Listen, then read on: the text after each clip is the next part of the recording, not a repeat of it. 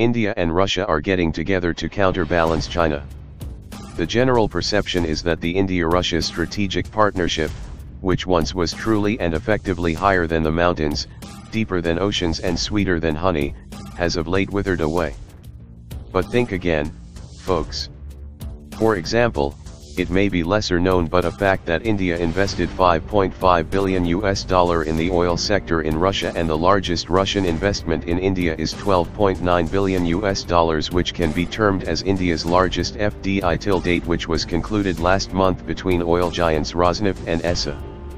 This conveys how the age-old Indo-Russian partnership has not only rebounded but is also poised for giant leaps.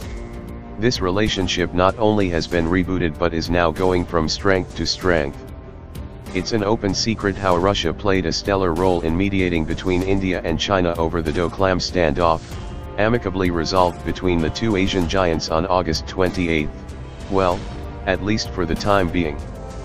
But Russia's good offices to India can neither be confined to India-China power play nor be confined to the India-China matrix.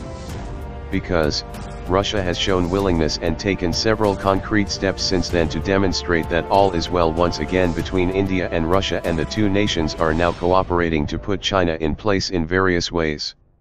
Confused? Then read on. One of the biggest strategic calls that Russia has taken is to throw open its resource-rich Far East to India for trade and investment, with an eye to counterbalance China's mega influence in this region.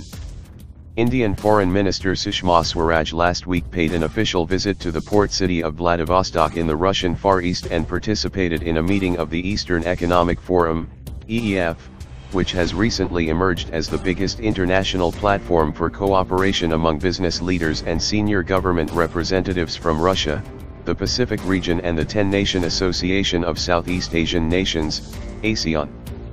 The visit was significant and loaded with strategic agenda, as it was a rare foreign visit by the minister who doesn't travel abroad frequently despite her portfolio after her kidney surgery earlier this year.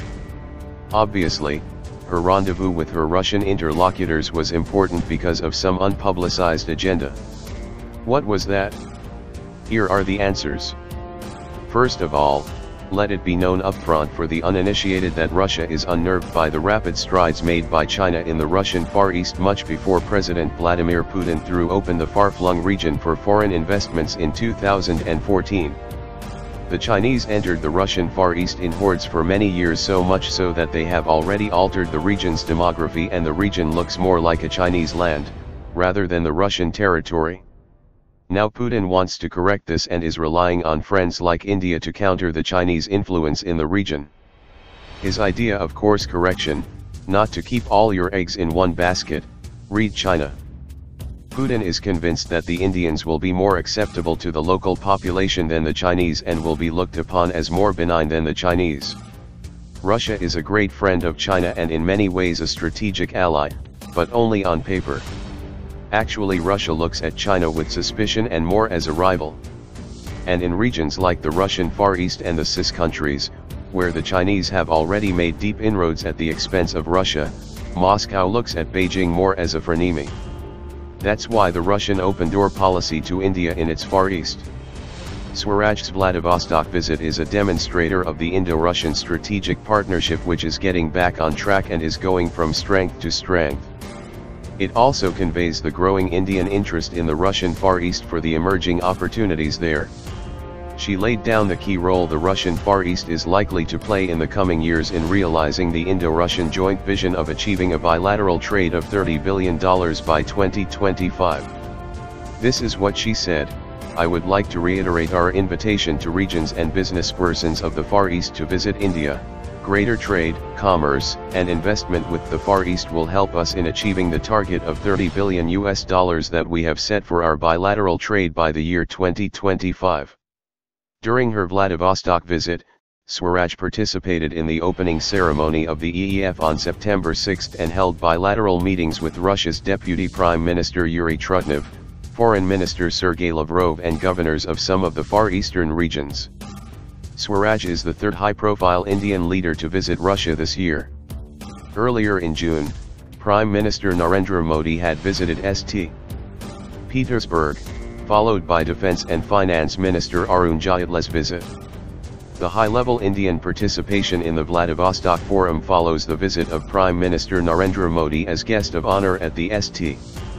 Petersburg International Economic Forum in June 2017. Russian Far East is the new area of cooperation in Indo-Russian strategic partnership at Russia's own initiative to counter China's influence in the region, which has already become phenomenal. Here, in this particular context, Russia trusts India more than China. Russia is apprehensive of China resorting to salami-slicing tactics to nibble into its territory, a remark made by Indian Army Chief Gen Bipin Rawat in a different context which riled China no end. If India makes a success of its mission in the Russian Far East, then Russia can replicate this model in Central Asia and facilitate greater presence of India in all spheres in this region, where again Russia is leery of Chinese forays.